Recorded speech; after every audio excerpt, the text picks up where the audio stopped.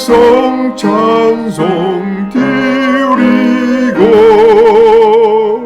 저 천사여 찬송하세. 찬송 성부 성자 성령 아멘. 자리에 앉아주시기 바랍니다.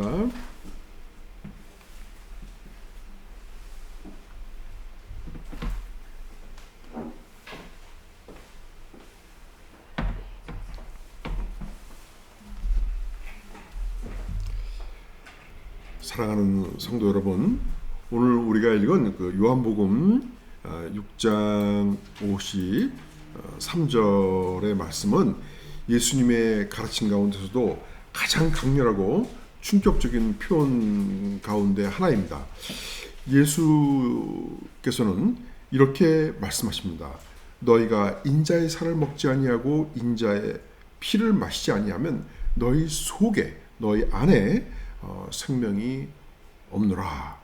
이 말씀은 단순한 비유처럼 들리지 않습니다.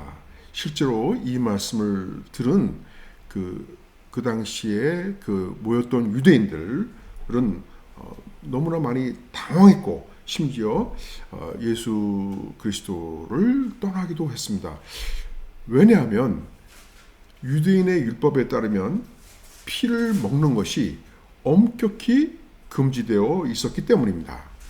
그러나 예수께서 사용하신 이 표현은 문자적인 의미가 아니라 인간의 생명과 구원의 본질을 드러내는 성경적인 선언인 것입니다. 먼저 본문의 표현을 살펴보면은 먹다,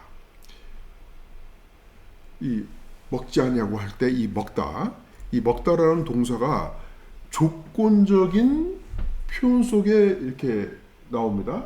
아니하고, 아니하면, 이런 조건적인 표현 속에서 이 먹다라는 동사가 등장하는데, 만일 너희가 그리스도의 살을 먹지 아니하면 생명이 없다라고 말씀하십니다. 여기서 이 생명이라는 단어는 헬라어의 조에라고 있습니다. 조에. 여러분 아주 중요하고 그 성경에서 너무나도 많이 등장하는 원어 정도는 외워두십시다. 조에, 생명, 조에. 그래서 가끔 이렇게 뭐 인터넷이라든가 또는 서점에 이렇게 보면은 뭐 조에 기독교 서점 이런 그 가게 이름도 있어요. 조회가 뭐지? 조이는 영어 조이, 환호, 즐거움 이건 알겠고, 또는 조화. 우리말로 조화도 아니고 조회가 뭔가 좀 이게 뭔가 이렇게 의아하실 때가 있을 수가 있는데, 그 조회는 그 가게에서 이 헬라어를 딴 뜻이에요. 그 생명. 그래서 이 단어는 단순한 이 생물학적인 생명을 의미하지 않습니다. 이 단어는 하나님과의 관계 속에서 누리는 영원한 생명을 가리킵니다. 다시 말씀드려서 예수께서는 인간 존재의 근본적인 상태를 선언하십니다. 인간은 스스로 생명의 근원이 될 수 없고, 또 하나님의 그 관계 속에서 주어지는 생명이 없으면 참된 생명을 가질 수 없다는 것입니다. 또한 이 본문에서 그리스도께서는 인자의 살이라는 그 표현을 하십니다. 여기서 이 살이라는 단어가, 이거는 이제 헬라어로 사륵스라는 뜻, 그게 발음합니다. 사륵스. 요한복음에서 이 단어는 특별한 그 신학적인 의미를 가지고 있습니다. 요한복음 1장 14절, 여러분도 잘 아시죠? 요한복음 1장 14절, 그 유명한 말씀이 육신이 되어 우리 가운데 거하심에, 이게 요한복음 1장 14절의 말씀이죠. 요한복음 1장 14절에서 그렇게 선언 합니다. 여기서도 그때 그 말씀이 육신이 되어 우리 가운데 거하시며 할 때 그 육신이라는 단어가, 헬라어 단어가 사락스였어요. 그래서 여기서도 같은 사락스가 지금 사용됩니다. 이것은 하나님의 아들이 인간의 몸을 입고 이 땅에 오셨다는 성육신이라는 것을 의미합니다. 성육신, 성, 하나님, 거룩한 분, 그 하나님이 육신의 옷을 입고 왔다는 것입니다. 이 사락스가 왜 사락스를 썼냐? 이 사락스는 쉽게 여러분들 이 사락스를 아주 잊혀지지 않도록 제가 확실하게 그 설명을 드리면, 이 사락스는 이 몸하고 조금 달라요. 헬라어에서는 몸이라는 단어는 우리 몸 그리고 살, 이 같은 의미잖아요. 그렇죠? 몸이나 살이나 우리가 이게 몸이 다 이 살로 구성되어 있으니까. 근데 요한복음 1장 14절에서 말씀이 육신이 되어, 우리말에는 육신이라고 그렇게 번역을 해야 돼요. 말씀이 살이 되어서 우리 가운데 거했다 이렇게 하면 좀 이상하잖아요. 그러니까 육신이 되어서 거했다라고 그렇게 번역을 한 거 맞죠, 그죠? 그런데 그 사실은 헬라의 원 의미는 육신 그러면은 소마라고 해요. 이 소마라는 단어가 있습니다, 헬라어에. 근데 사륵스라고 썼어요. 그리고 여기서도 사륵스라고 했어요. 그러면 왜 소마라는 헬라어 단어가 있는데 소마를 안 쓰고 사륵스를 썼느냐 하면은, 이 사륵스의 의미가 뭐냐면, 쉽게 말씀드리면 고깃덩어리예요. 고깃덩어리. 우리가 정육점에 있을 때 갈 때 거기 고기가 걸려져 있는데 그거를 사륵스라고 그래요. 소마라고 하진 않아요. 그걸 사륵스라고 그래요. 이제 아셨죠? 사륵스의 개념이. 그래서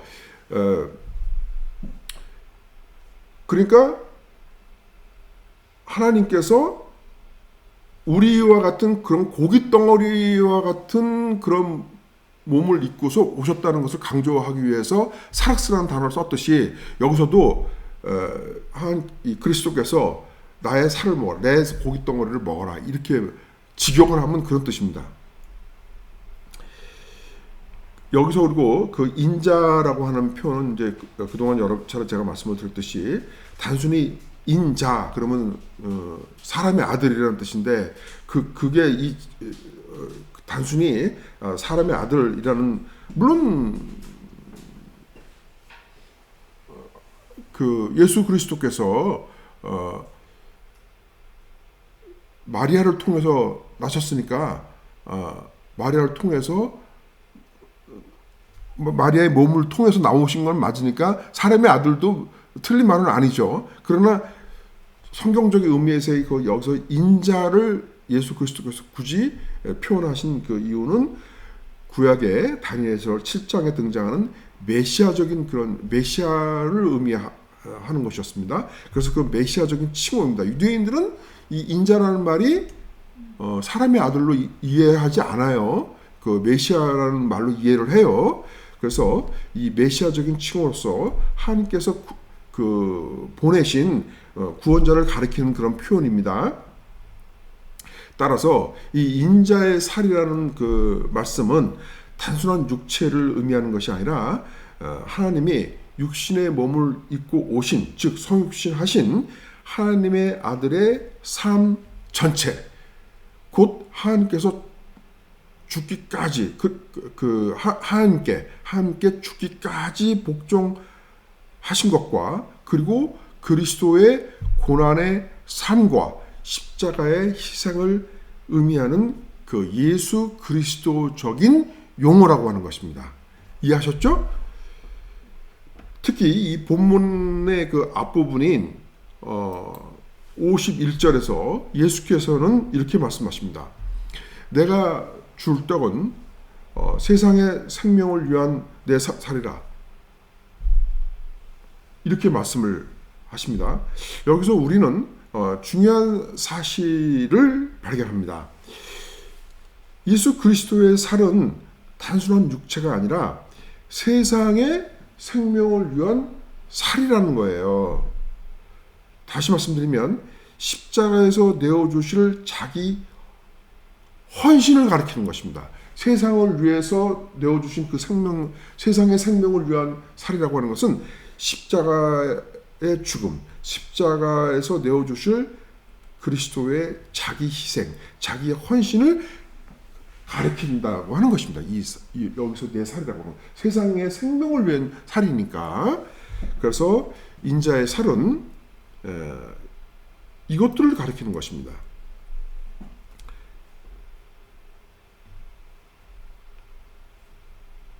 그리스도의 첫째, 그리스도의 인자의 살은 첫째, 그리스도의 성육신을 가리키는 것이고, 그리고 그리스도께서 하나님께 주기까지 복종하신 그의 그 순종의 삶, 그리고 결국은 그리스도에서 십자가에서 자기 몸을 내어주신 그 십자가의 희생, 그리고 그 인자의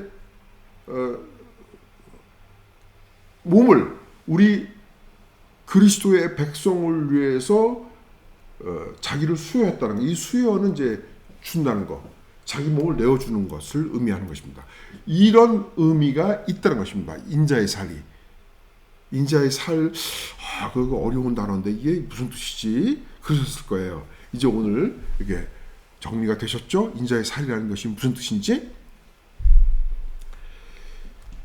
이러한 것들은 모두 우리들의 죄를 이 속량이라고 하는 것은 값을 치르고 대가를 치르고 노예된 상태에서 풀어주는 것을 속량이라고 합니다. 우리의 죄를 속량하기 위한 구속 사건 전체를 가리키는 표현입니다. 이것들이 모두 그렇죠? 따라서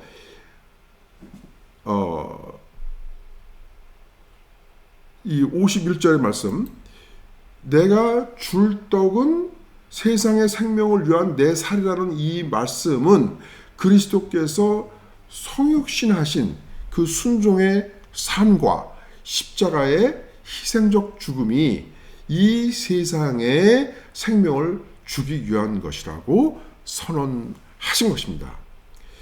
이제 인자의 살을 확실하게 이해하셨죠?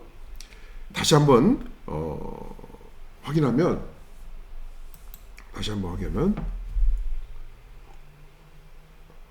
우리 같이 읽을까요? 첫째, 그리스도의 성육신, 그리스도의 순종의 삶, 그리스도의 십자가의 희생, 그리스도의 백성을 위한 자기 수여, 이것이 인자의 살의 의미라고 하는 것입니다. 바로 이것들이 없는 사람에게는 생명이 없다는 것입니다. 살아있는데도 생명이 없는 거예요. 왜? 그는 언젠가 죽을 거니까. 그리고 죽는 것을 끝나요? 영원한 불지옥으로 가는 거 아닙니까? 그러니까 생명이 없는 것입니다. 이것이 없는 사람은 영생을 얻지 못한다는 말씀입니다. 따라서 이 인자의 살을 먹는다는 것은 성육신하시고 십자가에서 자신을 내어주신 그리스도를 믿음으로 받아들이고 그리스도와 연합해서 그리스도의 생명으로 산다는 것을 의미하는 것입니다. 그렇다면 우리들은 어떻게 살아야 되겠습니까? 하나님께서 우리를 위해서 자신을 내어주셨듯이 우리는 이제 그리스도의 생명으로 살아가고 또 하나님을 사랑하며 이웃을 사랑하는 삶을 살아가야 하는 것입니다. 여러분 동의하십니까? 네. 이어서 그리스도께서는 인자의 피를 마시라고 말씀하십니다. 인자의 피를 마셔라 이렇게 말씀하시는데 이 성경에서 피는 매우 중요한 의미를 지닙니다. 구약 성경에서 이 피는 생명을 의미하고 동시에 속죄를 의미합니다. 레위기 17장 11절은 육체의 그 생명은 피에 있다 이렇게 말씀하고 있습니다. 우리 이 레위기 17장 11절을 같이 읽겠습니다. 육체의 생명은 피에 있습니다. 내가 이 피를 너희에게 주어 제단에 뿌려 너희의 생명을 위하여 속죄하게 하였나니 생명이 피에 있으므로 피가 죄를 속하느니라. 속량한다는 거예요. 속한다는 거예요. 어디에 소속된다는 뜻이 아니라 이거는 사면한다는 뜻입니다. 그래서 이 피는 단순히 이 생물학적인 그 체액이 아니라 바디 그 리퀴드가 아니라 생명을 상징하는 것이었습니다. 또한 이 피는 속죄의 의미를 가지고 있다는 것입니다.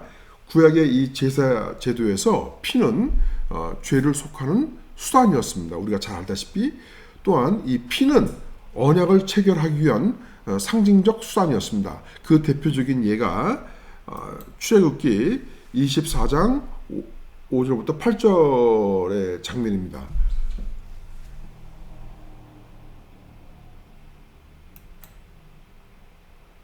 이렇게 모세가 그 양푼 큰 볼에다가 피를 갖다가 반은 이제 담고 그다음에 반은 이제 제단에 뿌려요. 우리가 이제 7절부터 같이 읽겠습니다.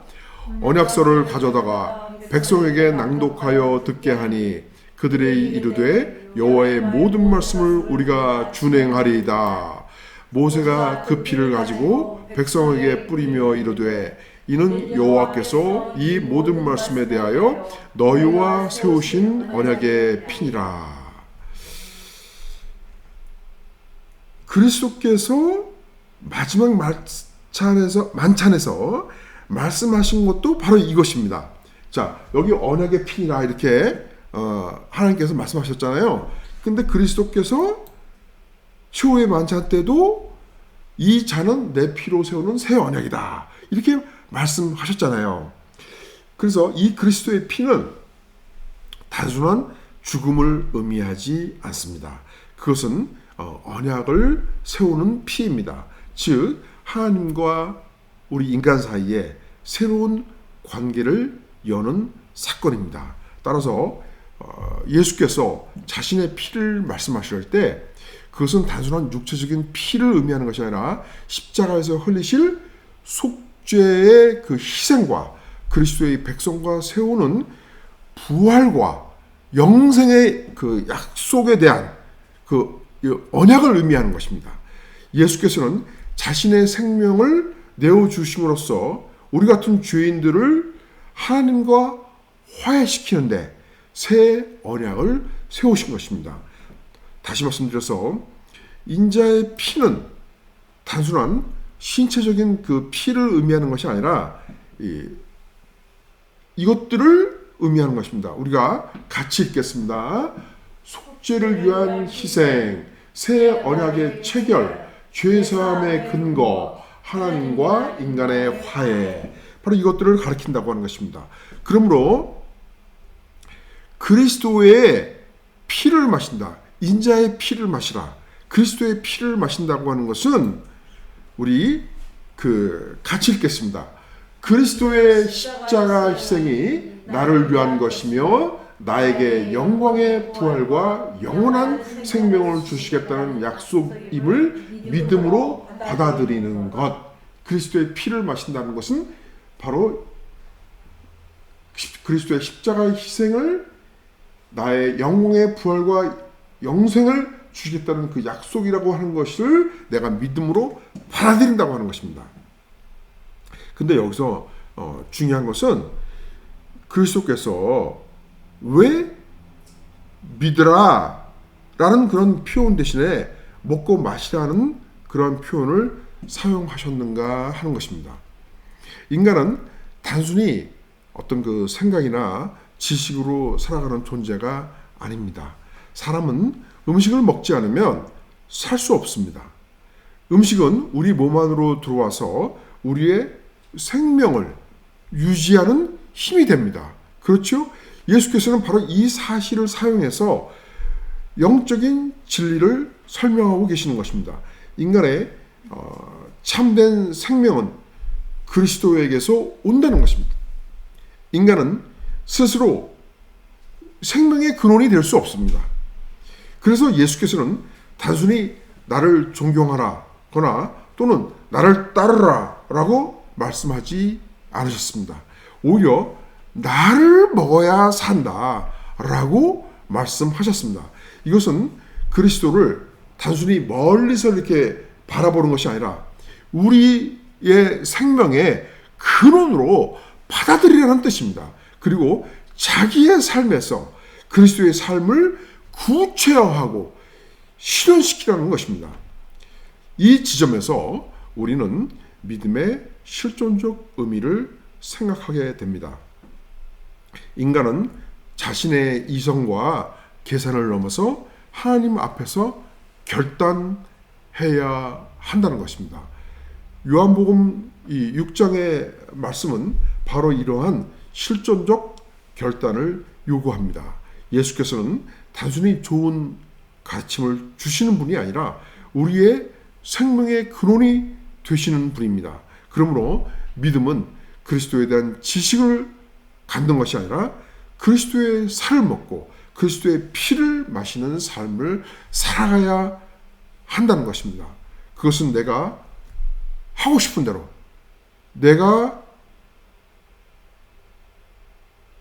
원하는 대로, 나의 의지대로, 나의 감정대로 사는 것이 아니라 그리스도의 십자가의 삶을, 그리스도의 가르침을, 그리스도의 명령을 나의 생명의 양식으로 받아들이고 그 생명의 양식에 순종하여 살아가는 것입니다. 그리스도께서는 오늘 본문에서 내 살을 먹고 내 피를 마시라고 말씀하셨습니다. 이 말씀은 주의 만찬의 의식 자체를 직접 가리키는 것은 아니지만 그리스도의 몸과 피에 참여, participate, 참여함으로써 생명을 얻는다는 복음의 진리를 보여줍니다. 즉 우리가 그리스도의 희생을 믿음으로 받아들이고 또 그분의 생명에 참여해야 한다는 사실을 가르쳐주고 있는 것입니다. 그리고 주님께서는 바로 이 진리를 교회가 눈에 보이게 경험하도록 하기 위해서 주의 만찬을 제정하셨습니다. 그러므로 이 주의 만찬은 단순한 기념의식이 아닙니다. 주님께서 말씀하신 것처럼 우리는 그리스도의 살을 먹고 그의 피를 마셔야 합니다. 다시 말씀드리면 우리는 그리스도의 희생을 믿음으로 받아들이고 그분의 생명에 참여해야 합니다. 주의 만찬은 바로 이 복음의 진리를 눈에 보이게 보여주는 은혜의 표지이고 또 성령의 역사 가운데서 그리스도의 생명이 우리에게 전달되는 은혜의 수단입니다. 그러므로 이 주의 만찬은 그리스도의 생명에 참여하게 하는 하나님의 은혜의 통로인 것입니다. 우리는 떡과 잔을 받으면서 이렇게 고백합니다. 주님, 저는 제 자신의 힘으로 살 수 없습니다. 주님의 생명만이 저의 생명입니다. 주의 만찬은 바로 이러한 고백의 자리인 것입니다.